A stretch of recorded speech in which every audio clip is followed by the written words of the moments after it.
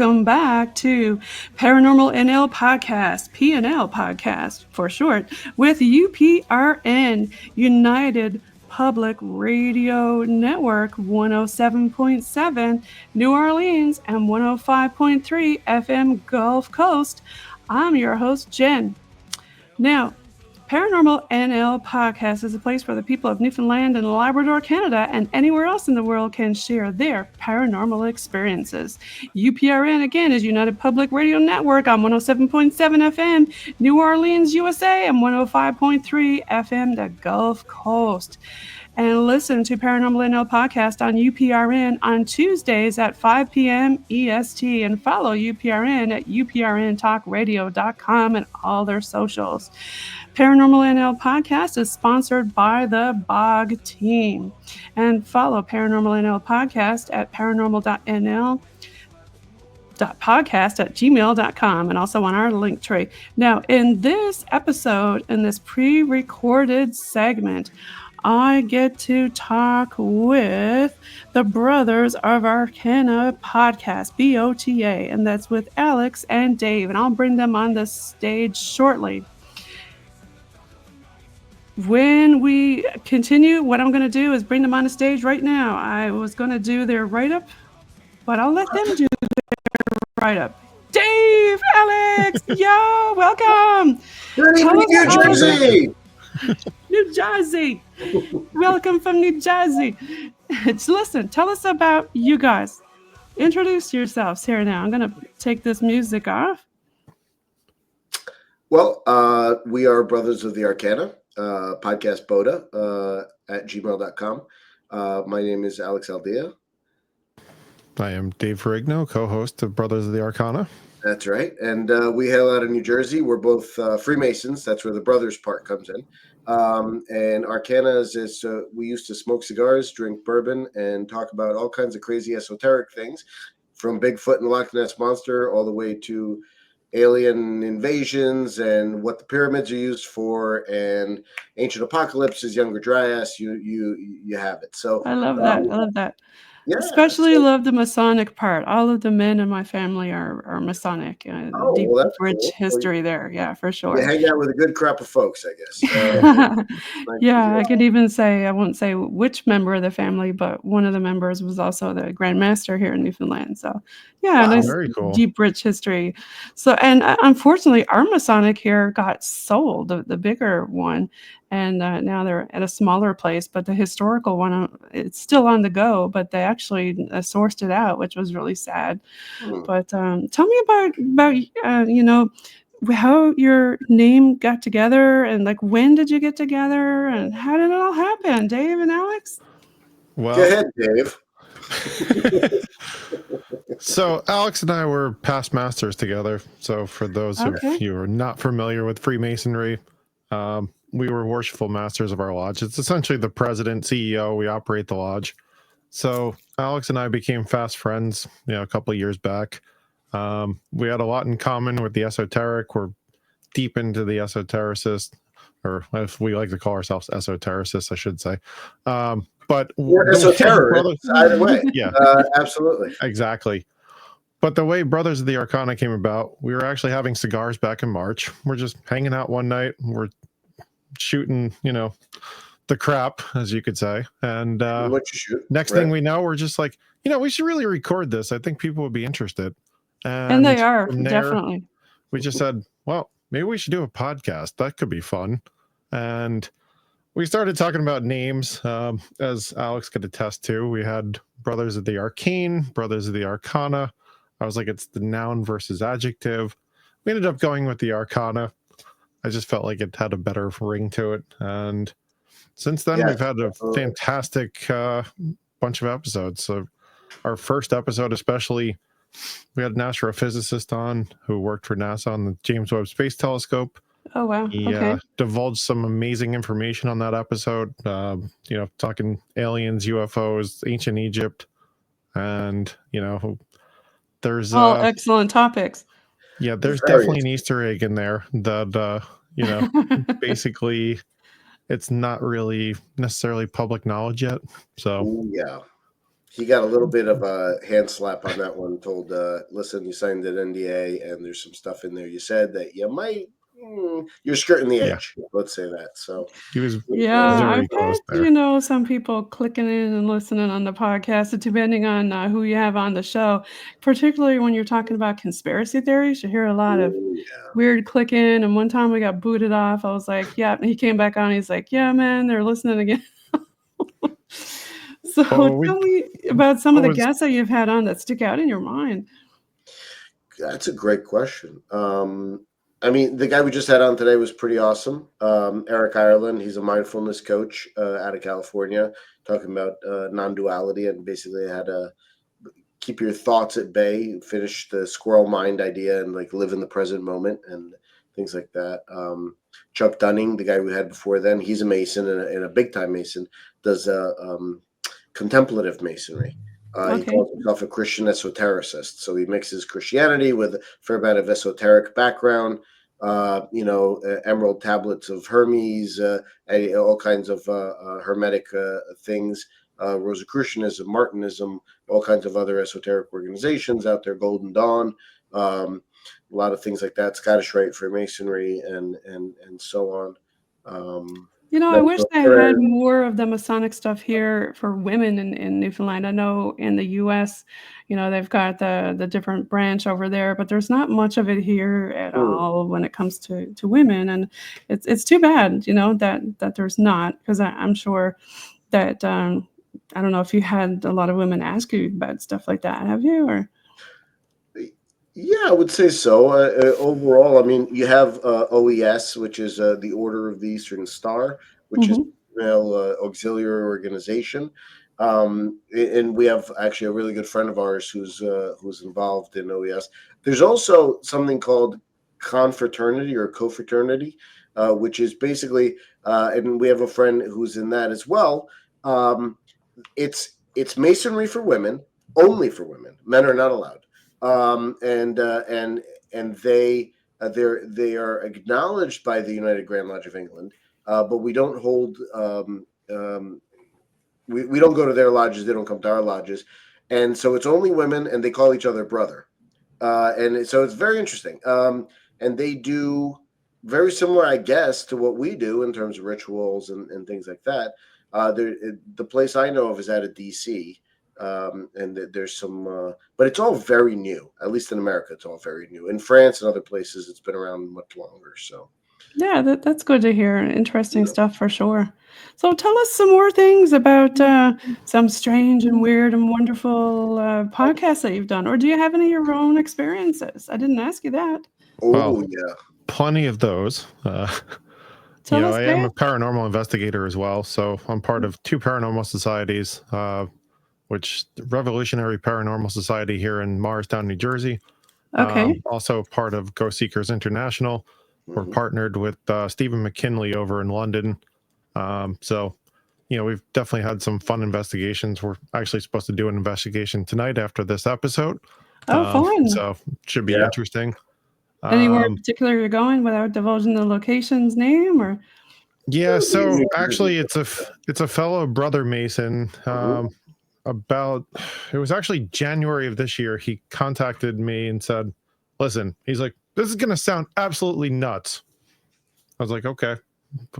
Coming from him, it's just like, sure, whatever. yeah.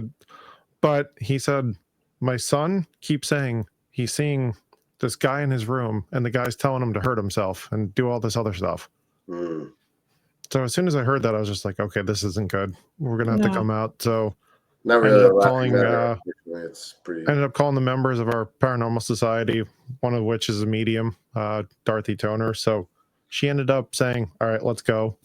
We ended up going there. Turns out it was multiple entities in the house, but one of the entities was actually the original owner. He was absolutely fine. He was trying to protect the son. And there was what turned out that we believe it was a jinn. Dorothy said it was a jinn. We ended up extracting that out of the house, said, listen, go cause mischief elsewhere. Don't bother them. Yeah. After that, they were completely at peace up until now. And suddenly the last 2 days, the son said, oh, I keep seeing the devil, I think, or whatever it is. He keeps describing it as the devil, so we're gonna go back tonight and figure out what's going on. Yeah, it sounds Yeah, like but they said need they some have help. lights flickering, doors are opening on their own, closing, drawers, other stuff. So And again, it's a lot definitely, of the threats, a lot of the like potentially hurting himself kind of thing, which we can't have. So Yeah, no, you definitely can't have that. And do you have a lot of homes, like people that reach out to you like that, personal homes? we do. And the thing is, like, we try to film everything, but of course, the one thing we've been trying to figure out how to scientifically prove, like, hey, the paranormal exists, it's there. You know, you watch all the different TV shows. Obviously, there's some great segments on TV, but like we talked about with Brian Bowden on our podcast, Oh, we got to some of give the a shout stuff is out to more, Brian. Big, yeah, huge shout out to Brian. Everybody knows. absolutely, Brian is the absolute best. He's got so many things going on right now, so many podcasts, so many We ideas. love you, Brian. We love you, Thank you Brian. for yeah, hooking me we up truly with love you, Bota. Brian. Make sure you get him out to your convention because he's an incredible guest. Get him out there as a guest and have him really light everything on fire because he's awesome. Check out him and all of his socials. Follow him. Oh yeah, absolutely. I had him on the show a few times. Yeah, so you were telling me a little bit more Mhm, about different locations and things like that, and your mhm. experiences. Yeah, so what's interesting, growing up in New Jersey, I've always been, I'm an intuitive empath, so I've always had experiences with the paranormal and such growing up and didn't really know what it was at that point. But yeah, we have all the weird New Jersey stuff here.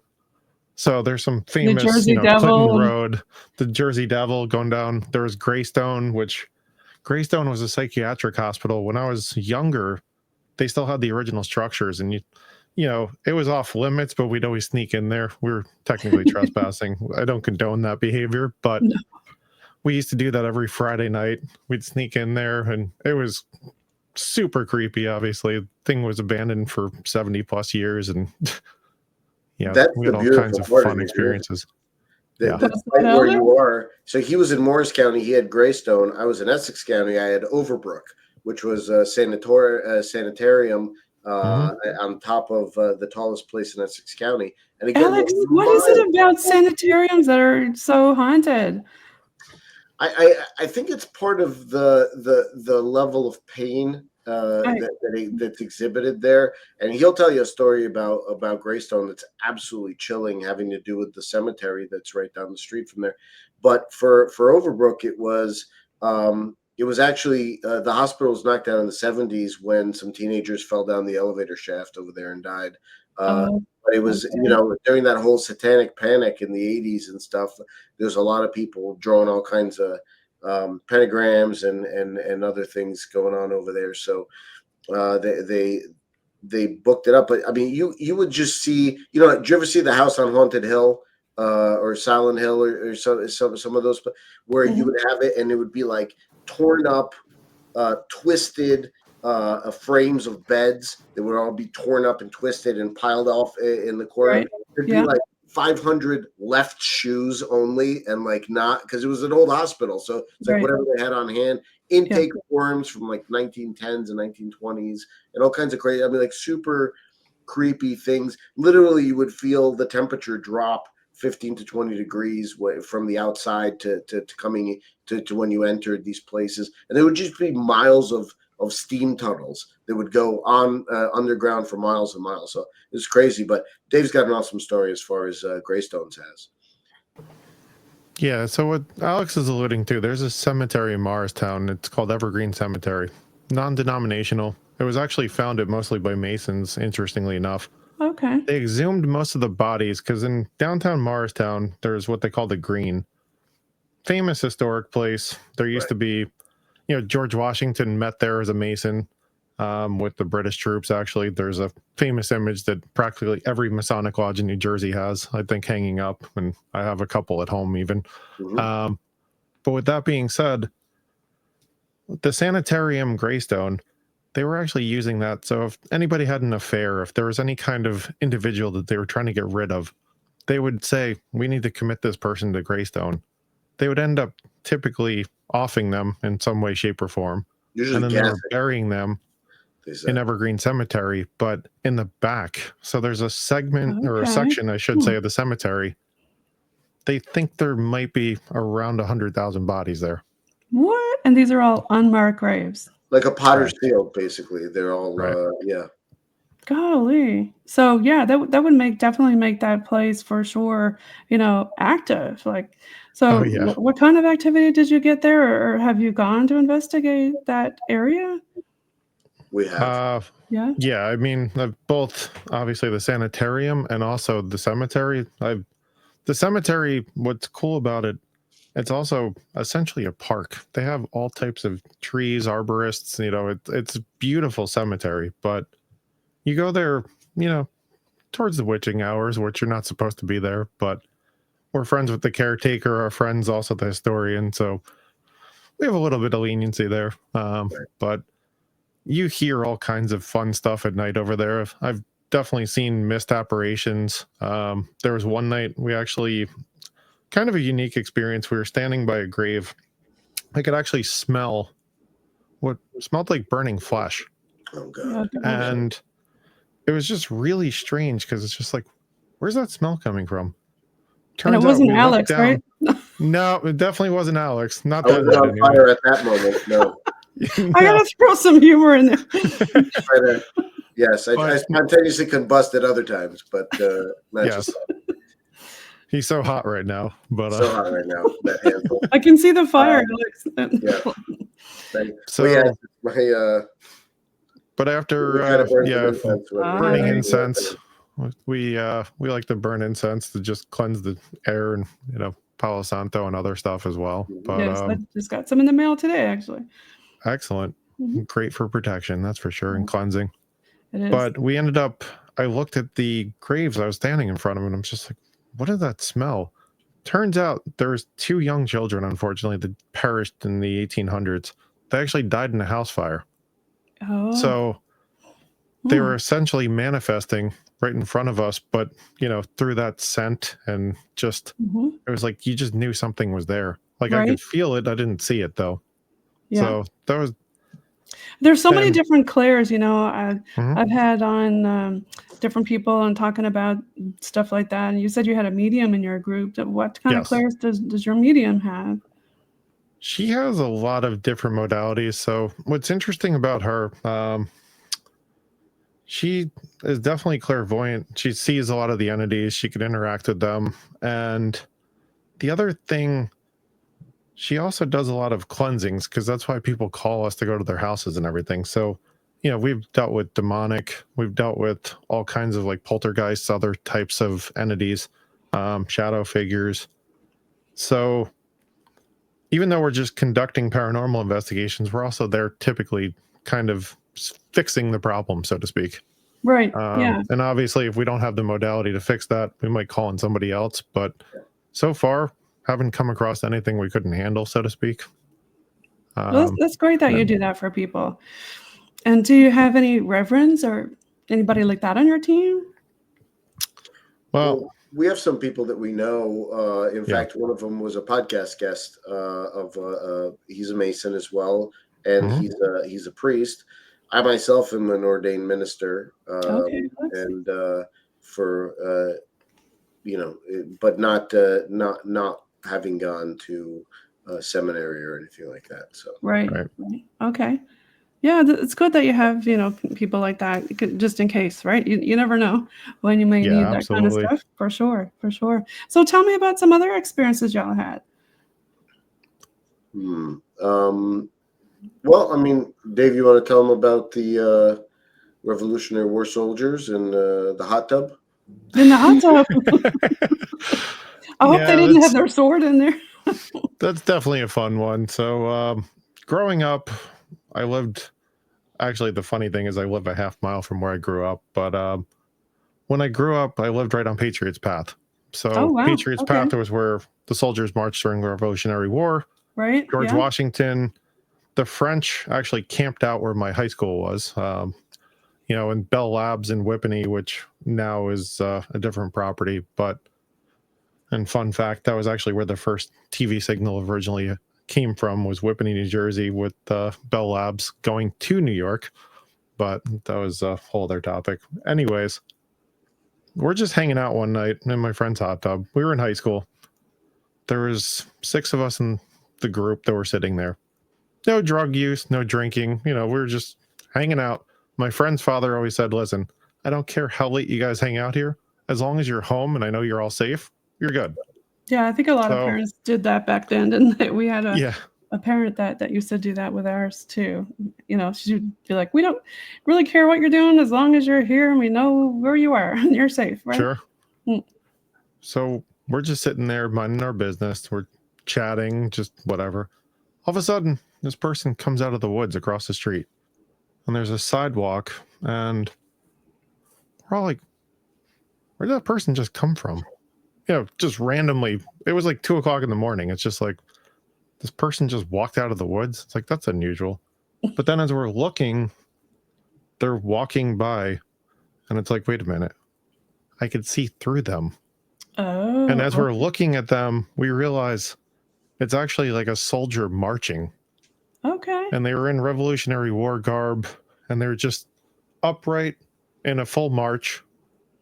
And then we're all looking at each other like, do you guys see that? Because, just make sure we're not all crazy. How cool is that, right? Yeah. Yeah. So we're just sitting there like, oh, cool. All of a sudden, it does an about face and starts walking straight at us. Oh, no. Simultaneously, I think everyone jumped out of the hot tub, ran into the house, looked out the window. We're just like, what the hell was that? It's like, holy crap. What was that? Well, that's the guy just wanted to join you in the hot tub. It's not a big deal. So why are you making it weird? I guess maybe he was cold. I don't know. Right? Maybe he just wanted to jump in. He's been dead for a while, so it's like, yeah, he needed some warm up. But I want to come chill out, come hang out with y'all. But then fast forward 2 months later, we're sitting out there again. We used to do that practically every weekend. And this time we see this soldier once again, but they're riding a horse. It looked like would have been a horse because they're just floating through the air, bobbing up and down. Oh, okay. And we're just like, what is going on here? They're at it again. Yep. So, that's a pretty cool, like what we call residual, right? I mean, he didn't. Right. But now this other guy looked at you and came towards you, though. Yeah. Or was that residual, do you think, when he was coming towards you? Was that still residual, you think? Or did he actually notice you? I don't think it was residual. I actually think there was some intelligence there, some kind of interaction. And what was funny was we actually did a science project and we recorded, what were those, like the plasma balls or whatever they used to be, like you put your hands on right, them, yes. The links or the electricity would come out. So I was doing a weather report on video. This was on camcorder back in the day, dating myself a little bit, but it's okay. We turn in our assignment. Our teacher calls us down to the room. He's like, hey, you guys did an awesome job, but he said, how did you guys do that thing with the head popping out of the wall? And we're like, what? Like, what do you mean? So he puts the VHS in, hits play. You actually see, as I'm giving this report, it looks like a head comes out of the wall, looks down, looks back and forth, and goes back into the wall. Oh my gosh. How cool is that? That was Tesla coming saying, hey, man, great job. But the funniest thing is, he's just like, because he saw our faces, he just ejected the tape, handed it to us. He's like, see you later. He was so freaked out. Wow, interesting. So is that some of the things that got you into it when you were a kid? Yeah, although, I mean, when I was a kid, like, I used to actually, the funny thing, everybody that came to my house, they were like, your house is so haunted, it's ridiculous. Okay, like, Alex, is it haunted? It's like, whatever. I've actually never been to his childhood home, so that part I don't know. But we've been together to some pretty haunted places, I would say. Mm-hmm. In fact, both of our lodges have things in residence. Yes, ours does too. What is it about that now? Do you suspect the gentlemen are just coming back to hang out and have a cigar and, chill with their brothers? I think there's part of that. In Congdon, which is my lodge that I was master of, it's an old church. And so it used to be the first congregational church in Bernardsville, New Jersey, Okay, and right. then it turned into. They only lasted from 1910 when the place was built to 1928, and then they sold the building. So the Masons scooped it up. And what's fun is it's an old church. It's still got the bell in the belfry. Believe it or not, they left that so we can ring Nice. that whenever we want, which freaks the town out because they have no idea there's a church there. But yeah, if you look in the belfry from the street, you can definitely see outlines and shadows. Dave and I both saw that one night when we were chatting across the street at the bank parking lot there. But also inside, Dorothy came in, our medium. She came in, and we're gonna have her as a guest on the show very soon as well. She came in and she did a video going around, and you could clearly see the orbs flying all over the place.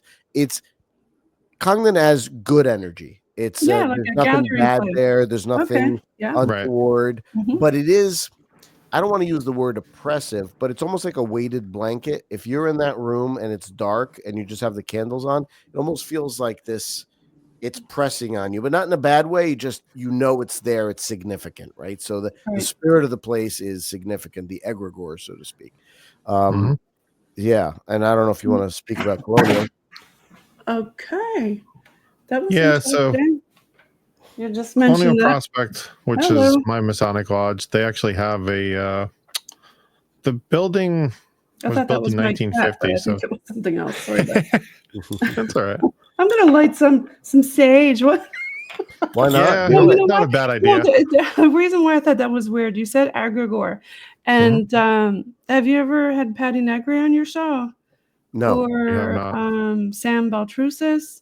I no. had Sam on recently, and Mhm. we were talking a little bit about egregores and Sure. how they were like manifested items from just people talking about things that weren't there before, but because people keep talking about them, they come around, right? Well, it's a matter of it goes to one of the universal principles of you create more of what you put your attention on, right? So Right. a lot of people, just like the Christian religion has an egregore, the Muslim religion has an egregore, countries have egregores, political parties have egregores. There's so many of this stuff, and as you talk more about it, it takes on personalities of its own. You have battles of egregores in essence, right? The Crusades were the battles of the egregore of Christianity versus the egregore of Islam. At least and to some extent, those still continue. Those types of huge, sort of sweeping conflicts that can occur to see which one is preeminent in essence. Yeah. These things, they take on a personality of their own outside of just the parishioners or the practitioners, so to speak. So what's interesting to see is what happens after an empire falls, like the egregore of the Aztec religions, for instance, right? So there's a on Netflix there used to be a cartoon of Constantine, John Constantine, and like the whole. So he summons up one of the old Aztec gods that's looking for a replenishment. He said, well, eat these demons and you'll be replenished, and whatever. But I guess that speaks to the idea of like there's certain things that sort of hang around after their time to go has sort of passed. And then they're hanging around hoping for a resurgence, I guess, at some point. So Well, yeah, they want a bit of attention, right? sure. Yeah. They get bored. They're around for a long time, right? Well, So tell us yes. some more, Dave, about your house. This you were telling us. So the town I live in was founded in the 1600s. Actually, it was Native American land. Okay. It was actually a Native American name. There's still a lot of Native American influence here. I think that's applicable to most of the Northeast. There's a lot of Native American towns and names.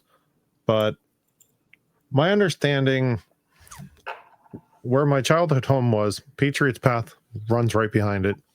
Right. Like I alluded to, I'm a half mile from there. I still live on Patriots Path. So definitely still have a lot of different paranormal experiences from that perspective. Although at this point, it doesn't even faze me. It's just like, whatever. Just roll over, go back to You're sleep. used to it, right? Yeah. Yeah, exactly. But in my childhood home, anytime anybody came over, like when we had family visiting, whatever else, they were so freaked out. They wouldn't go up, like my cousins wouldn't go upstairs alone. They, they're just like, oh, they'd come home. They like the one day they were driving down the street and they were like, oh, who was just up in the bedroom there? I saw somebody standing in the window. It's like, no one. Nobody's So, home, but I also, there's been a few times where like there was this one time, I don't even know what it was. It was like this small little creature. It would constantly come and just bang on the siding like at night just to mess with me. And I'd always like look out the window and just be like, what are you doing? Like a little fairy type creature? Kind of. Or are we talking more of like a Bigfoot type thing? It was more like a fairy type creature. I don't know what it was, honestly, but it used to just come around and it would just start banging on the wall. And say, hey, I'm over here. Yeah. And the interesting thing is, you know, there were so many times, like even recently, my mom still lives there. Like her shelf collapsed, but the way the shelf collapsed, like there's no possible way. Like it literally fell, like it was almost like it was pulled out because on either side there's a brace and the board didn't break. And it's like the thing can't even bow because there was reinforcement all around it. So it's like somebody almost had to like pull the thing out and dump everything off the shelf. Do you ever set up a night viz cam or trail cam or something like that around your house to see what's going on? I've or tried. Do you not want to? No. Oh, it wouldn't even bother me or faze me, honestly. But we've tried that. Didn't really pick up anything. So where'd you put it? Unfortunately, I put it in the kitchen, actually, just to see if we can capture anything, because a lot of the activity would happen downstairs. Okay. But what's kind of interesting, so we had a podcast guest on, Paulo Santos, his name is. Oh, he was a great guest. Yeah, he was awesome. During COVID. So what's really fascinating about Paulo, and he's one of the non-Masons we've had on the show, but one of the during COVID, back in March 2020, he traveled. He went down to, I think, Washington, D.C., he said. Right. He comes back. He's not feeling well. And all of a sudden, his wife's a nurse. She said, go down to the basement, you know, just quarantine, stay away from the kids. He couldn't breathe. He ends up going to the hospital. After, what was it, a couple days he's there, he sees everybody being carried out in body bags and everything else. Horrifying. I mean, he said it completely freaked him out. Yeah. He starts making all his last arrangements, unbeknownst to his wife at the time. Oh, Sam. And what ends up happening, he's FaceTiming with his wife one day. All of a sudden, she just sees the ceiling. Yep. He's like this, and it's just like. So he ended up flatlining. He had an out-of-body experience. He said he saw the doctors, the nurses were in the back of the room. And I won't give away the whole story in case anybody wants to watch it, because it's truly incredible. But he ended up, essentially, when he flatlined, he said a doctor came in, but it was not a doctor. Everything in the hospital had gone black. He was still in his room. And he said, he asked the doctor, am I dead? He said, yes. He's like, okay, now what? So the guy said, I'm going to give you a gift. He said, okay. You could see anything you want. So he ended up watching his kids grow up, his grandchildren grow up. He lived for millennia, like in this state. He even ended up working for 3 years in this state. And he saw life with him and without him, like alternative realities and everything else.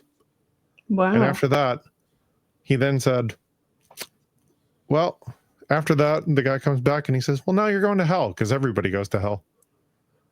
And he said for 3 weeks, there was just a bronze plaque on the wall that said, keep the temperature between 68 and 72 degrees. That was the one in the actual hospital room. Right. So he's just laying in this hospital bed in hell, just looking at this. And he's like, what's going to happen? That's it's weird. truly a remarkable story.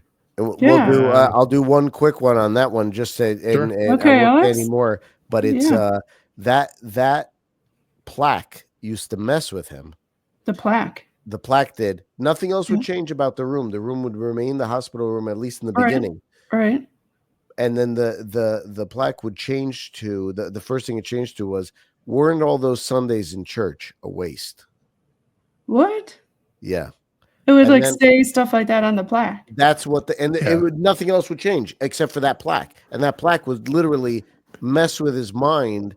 And there were many other things happened while he was in hell. You got to watch the podcast to see, but but that was the first one that really got him. And it like just totally ripped right through all of his consciousness and everything, as a start. Cause that was the whole idea of hell. It was like, yes, there were physical punishments, but the worst part was that they would mess with you mentally. They'd push all your buttons because they knew what buttons to push. And time passes in hell. And it's kind of like, that's another one of the tortures, is like, they'll tell you something horrible is going to happen to your family or something in 2 weeks. And then you would have to live out the entirety of the 2 weeks up until the time when the thing actually happened, which was worse than actually seeing the thing happen, because you can't do anything about it. And the time is just slowly passing by. It's pretty horrifying stuff, but it's yeah. Yeah, I've had a few people on and talk about, life after death experiences, and it really did change their lives, astronomically. And it sounds like you talked with another person who had an experience like that. Yeah, it totally changed his life. And even to that plaque, he said it would say, "Where's your God now?" and just taunt him. Yeah, and other stuff like that. Not good. He said he started questioning, does God actually exist? Is God here? Like, why am I here? Like, I wasn't a bad person in life. Like, what did I do? But to your point, it completely changed his life. And, after being in a coma for a couple of weeks, and he woke up in a new hospital, which is also an incredibly fun story to listen to. Because he didn't know he was actually alive. So, well, he but thought he was in definitely hell, and then he, yeah. Again, it's. I don't want to ruin it, but definitely check it out, because it's a real page turner in terms of a story. No question. Yeah, it sounds like something that we should definitely check out, for sure. Thanks for sharing that, for sure. Oh, absolutely. Yeah, it makes you wonder, right? Like, what happens? Like, why did he say everybody goes there, right? Well, yeah, I think there's and then he ends up going to heaven afterwards, and he sees 3 levels of heaven, at least as far as he was able to make out. Because I know the ancients talked about different levels, especially Egyptians. Yes, I agree. Right. But what was most profound that he said? He actually said, if you had to pick 5 people to be in heaven with, who would you pick? And would those 5 people pick you? That's an interesting one. It's really a fascinating question, because when I started thinking about it personally, I was just like, man, who would I pick? And then it's like, would any of those individuals choose me? I don't know. That's an interesting question. It's a tough one, because you're like, I love my parents, but would I really want to be there with them forever? I don't know. Can you bring your pets, though, Dave and Alex? Can you bring your pets? I suppose you could. I mean, why not? That was All actually dogs go to heaven afterward, so yeah. They're already there waiting for us, though. We know that. So let's talk about something different. Let's switch gears. I know you said you mentioned a little critter before, a cryptid creature. Do you have any other cryptid creature type stuff or high strangeness stuff? UFO? Yeah. Well, funny enough, 2 nights ago, I was actually with Alex. We were sitting outside before a Masonic meeting, and he had his back, there's a waterfront there, and we were just hanging out, smoking a cigar. I looked up, and I actually saw, like, maybe it was a TR-3B, because I know the TR-3B, there's a military base in Pennsylvania where... I don't know how many of those are really out there floating around. I don't know how many are not, but it was essentially triangular form, elongated. It wasn't a Starlink satellite or anything. I actually looked at the ISS map, looked at Starlink, I looked at satellite maps. What was interesting, I saw this, and I'm just like, is that a UFO? I took out my phone, tried to record it. It was recording on my screen. I actually saw the video was 44 seconds long. When I stopped it, the video was 2.5 seconds. Oh gosh, don't you love it when they mess with your electronics? Kind of I like was just like, Skinwalker when they're always messing with stuff. yeah, But you know, it makes you wonder, okay, is it extraterrestrial or is it ours? And do we have this wicked tech? Because you know, most of our stuff that you see around us is old Mhm. military tech that Right. got, you know, Mhm. published and put out for normal people to use, right? Um, you know, I've had Jim Goodall, and he came Mhm. on. He talked a lot about stealth and Blackbird and things like that. And you Yep. know, there's a lot of tech that we got, especially with DARPA and all that, that it's not talked about. Right. But Absolutely. is it us or is it them? What do you think? Well, that's the bigger question, right? And according to, our first podcast guest, we've recovered several different alien species bodies. They're they're actually silicone based. They're not carbon based, Mhm. and they have a triple helix, and in their DNA strain. And he said he couldn't confirm or deny how many actually exist, but he said we've recovered a lot of the craft. We've reversed engineered a lot of those things, Right. and even when we had Timothy Hogan on, he's a Grandmaster of the Knights Templar. Great episode.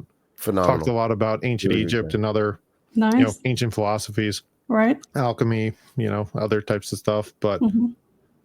he has access to going to the Great Pyramid. Oh And wow. he said, anytime they go into the Great Pyramid, when you go into the sarcophagus up there in the King's Chamber, he said anybody that sets foot in there instantly has an out-of-body experience where they see some other planet with some kind of UFO staring at them. And it's basically just like, hey, we're here. And then Interesting. they're kind of transported back. So one of the things that I'm sure Dave was also going to mention is, and we were told in the first podcast is, there's so much discussion about extraterrestrial. Right. What's not discussed and what's a better representation is extra dimensional. Yes, Um, yes, there you go. I think you got the nail on the donkey there. Yeah. Yep. That must be a Canadian Sounds expression, I painful, but guess. I meant to say tail instead of nail. Well, Um, we're just nailing that donkey. listen, whatever gets you through the day, I guess. Oh my god. I think the U.S. military has video of that from Afghanistan. But anyway, Yeah, we'll move right along there. Well, No, move it but along, yeah. the idea being that extra dimensional beings were sort of disturbed by our initial atomic bomb drops Yep, when we were yep. busy They're with the very Manhattan concerned Project. about nuclear things. They don't like us messing with nukes, do they? They don't, because somehow, and Eric talked a little bit about this, is basically we can't really do much to them because they're so far ahead of us and they're so much more developed, being in other dimensions higher than ours, that basically it's like you're trying to touch. It's like a three-dimensional person trying to touch a two-dimensional piece of paper with some squiggles and stuff on it. I mean, that's like what we are to them, right? So we're so much more simplistic than they are. And then all of a sudden, Or Alex, are they actually here with us, but we just can't see them because our eyes can't see that, right? I mean, there's insects that have different things that can see Yeah. the spectrums that we can't. So who's to say they're not hanging around here with us right now? Could be one right next to you, well, but they're that's in a exactly different spectrum what and you Eric can't see alluded them. to. Yeah. Eric actually said they're six-dimensional beings, and he said because of the nuclear explosions, if anybody saw the movie Oppenheimer, Einstein actually Right. warned the U.S. government, do not detonate a nuclear weapon, because he Right. theorized it might actually wipe out existence. well, he thought it would be a chain reaction where all the atoms would then catch fire, and it would be just everything in the universe. So you Kinda can't, like a you would never Hadron be able to. Collider, we keep messing with that stuff, and we don't know where we're at with that, right? Well, Right. that's the whole point of, you would never be able to, or should never Make a be able to black hole detonate or something.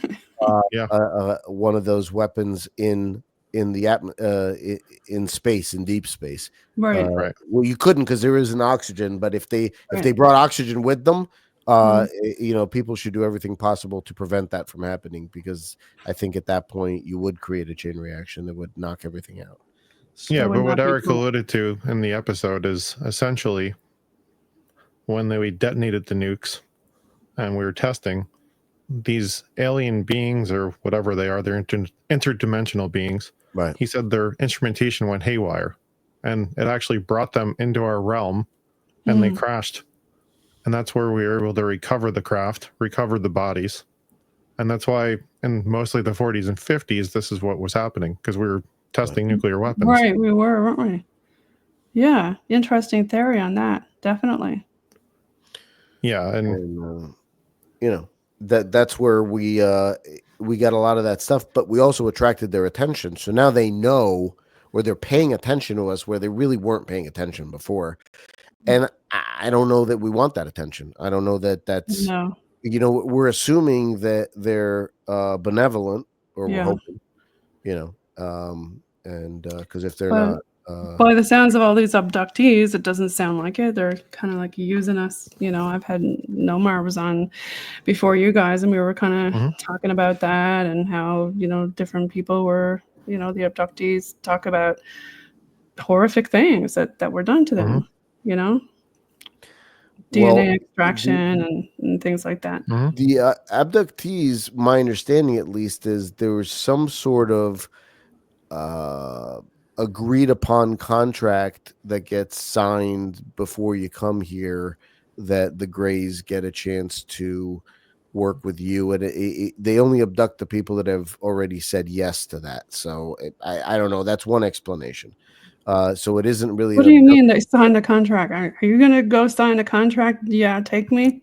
Yeah, in essence. I mean that's at least the way that some of these people have explained it, to where there is a mutually agreed upon thing saying, yes, we will submit to a certain amount of testing, because they are trying to figure out their own way of getting back to whatever reality they're supposed to be getting back to. They came here to Earth to really understand our markabas and the way that we function as a humanity, and as a, I mean, if you read all the stuff, the Illuminatus trilogy and all of that other stuff by Robert Anton Wilson, he really gets at some interesting stuff with that.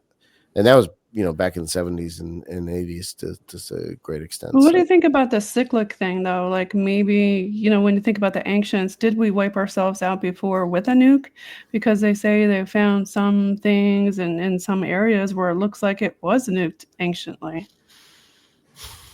I mean, it's all speculation. I don't think there's anybody left. But what Timothy Hogan said that was very interesting was he thought that the Valley of the Kings and some of the places down there were actually shelters against the issues that happened in the Younger Dryas. Like, they knew this stuff was coming, and they found a way to get themselves into some sort of shelters, which prevented a total loss of humanity, and then they came back out and start again, so to speak.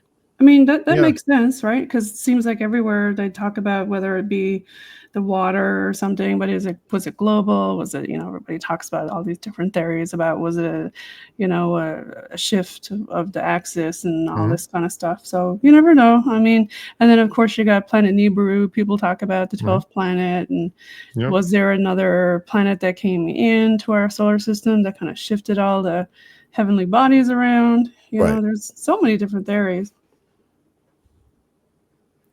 Yeah, there's quite a bit of theories, and I think, it seems like there's been obviously cataclysmic events that have happened, and the Great Flood, and so many civilizations have talked about that all around the world.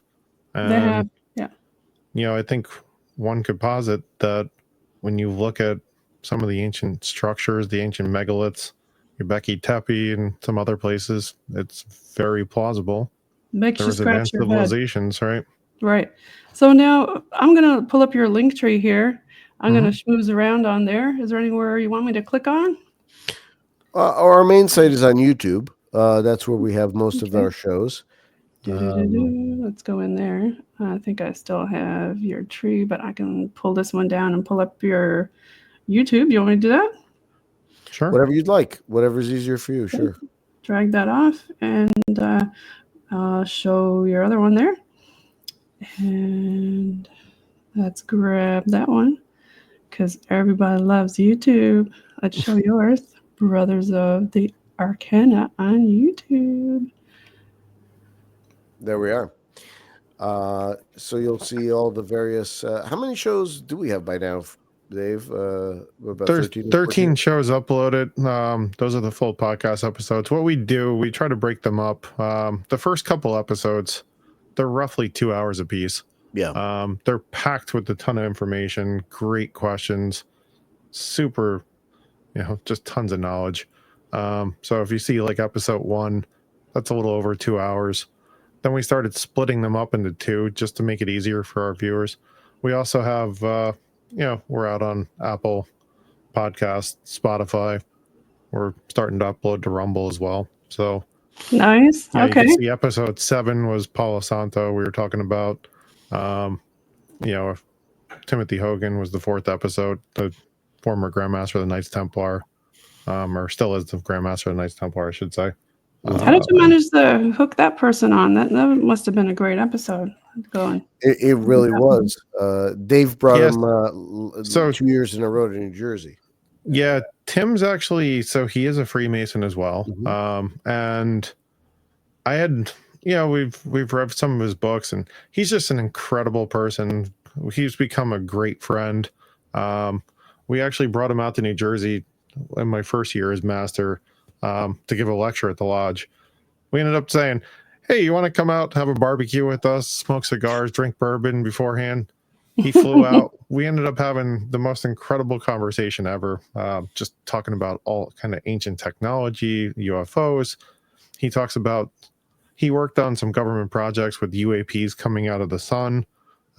He also talked about, some of his experiences with the, he's gone to some conferences. He does a lot of the cons all over the world as well. And, just a wealth of knowledge. Really great guy. Nice. We've become fast friends with him. So this year when we flew him out for another lecture, I said, hey, you want to come on our podcast? He said, sure. We also recently had Scott Walter on. So Scott, Kensington he has a couple of books, Kensington Runestone, and talking about the Templars and how the United States was in New Jerusalem. Right. So definitely some pretty cool historic information. We try to bring the truth out there, whether it's, whatever topic we're doing, we just try to put out as much information as possible. You want to give a shout out to your fans, Dave and Alex? Sure. Go ahead, Dave. Well, don't be shy. No, we just want to thank everybody for listening. Alex and I have been really genuinely enjoying the journey so far. We're trying to put out the best content possible, have the best guests on, and we truly appreciate your support, your feedback. Absolutely. We're very authentic. We like to just put out the truth and, talk shop. So if anybody wants to reach out to us, by all means, go ahead. We'll gladly chat with you and get back to you as quickly as we can. I mean, sometimes we're pretty busy, so we might not respond immediately, but everybody follow Alex and Dave with Brothers of the Arcana, and also check them out on their link tree. I'll put the link tree up in the description. And contact me, your host, Jen, at paranormal.nl.podcast@gmail.com, or follow PNL Podcast, sponsored by the BOG team, a Boots on the Ground Paranormal Investigation team, at the Linktree Paranormal NL Podcast. And we are on UPRN, United Public Radio Network, 107.7 FM in New Orleans, and 105.3 Gulf Coast, and we are pre-recording. And UPRN is a 30-year-old award-nominated FM station with a large podcast division, and UPRN are pioneers in our evolving world of podcast and bringing the absolute best productions in various genres, which include, but are not limited to, metaphysical, current events, lifestyle, sports, holistic, music, politics, and news. The UPRN network also has a wide range of shows that collectively delve into topics which would be deemed high strangeness, including paranormal, ufology, cryptozoology, ancient technology, civilizations, esoteric, occult, conspiracy theories, and anything else that would be considered unexplained, supernatural, and out of the world. Follow UPRN, but mostly follow these guys here, Alex and Dave, brothers of the Arcana. So tell us another little story. You got about, looks like about maybe 5 minutes left to give us another story. Wow, great question. I mean, What are you there's so many. smoking there? I know you've got that there, but like that's not what you're smoking right now is incense. But tell us Right. about your cigars. You mentioned your cigar. I gotta throw that out there. Yeah, we love cigars. Dave and I smoke like fiends, and yeah, we have different palates. I'm more on the light to medium body, especially most of the day, unless I've had a big meal. He starts out with some sort of a crazy Nicaraguan thing that tastes like rocks and twigs and things. You ever had the little cigarillo ones in Mexico? Like Yeah, the different taste absolutely. ones? Yeah. Yeah, absolutely. We also do the infused ones from time to time. For those, there's I think nothing better than a good tabak from Drew Estates, or a factory suite, something like that. For a light smoke, I like the Undercrown Shade, also Drew Estate. Metallica just came out with a brand new one called Blackened. Oh, there Which you go. is pretty Yep. cool. Do you want to give a few more shout outs to your podcasts? Sure. So I mean, we had Nestor Ramirez on, which was fantastic. He was talking about ayahuasca and medicine journeys, shamanic journeying, which was absolutely really cool. We had Father Pat Contrera on. He was talking about exorcisms and all kinds of very interesting demonic things and clearing houses and doing other stuff on. We had a Dr. Freddie Star. who's a clinical psychiatrist, neuropsychiatrist. He put a couple of caps on our heads and tuned in all of our brain waves to see where we're at. Oh, neat. While you were on air? Yeah, while we were on there. Oh, how cool is that? Oh, I got to check that one out. And then we had a psychologist, Brandon Kornblue, who's really awesome, talking about what it means to be a man today and things. So we're a little all over the place with our stuff. We're dialing it more in now to focus more on esoteric stuff, paranormal, and sort of what it means to exist as a man and as someone who's wanting to walk that enlightenment path, kind of thing. So yeah, that's us in a nutshell. Yeah, I really like that you've had, such a big variety on your show. And it helps, you pull in a lot of other guests, shall we say, when you do a lot of different things. Do you do a lot of local stuff too with any of your local folks? Do you want to give a few shout outs and about a minute or less on paranormal tourism of your area in New Jersey? Go ahead, Dave. Yeah, with Dorothy Toner in Morristown, we're actually talking about doing some kind of paranormal tours, especially, Evergreen Cemetery and some other places. So we'll definitely be putting more information out there from that perspective. Absolutely. And, anybody like obviously Brian Bowden, when he comes up here to New Jersey to visit, because he mostly is down in Florida nowadays, but he's an incredible friend and he's got some awesome fun experiences as well. And we're looking forward to actually going out and trying to find Bigfoot with him. So absolutely, that'll be fun. Yeah, they've got a lot of stuff down in Florida. They've also got the skunk ape down there in Florida, and hopefully no more hurricanes. yeah, Oh my hopefully not. gosh, right? What's up with that? But I want to thank you both again for being on UPRN. This is pre-recorded on 107.7 FM and 105.3 FM from New Orleans and also Gulf Coast. And thanks again for Dave and Alex for being on from BOTA, Brothers of the Arcana. Thank you Okay, so we're much. gonna. And it's Thank you absolutely all. a pleasure to be here.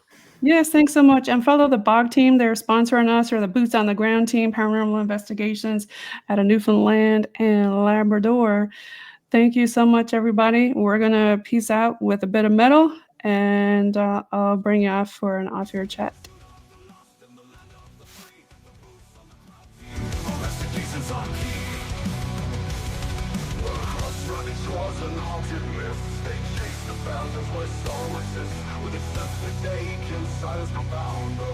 On the ground team, speaking what's to be found.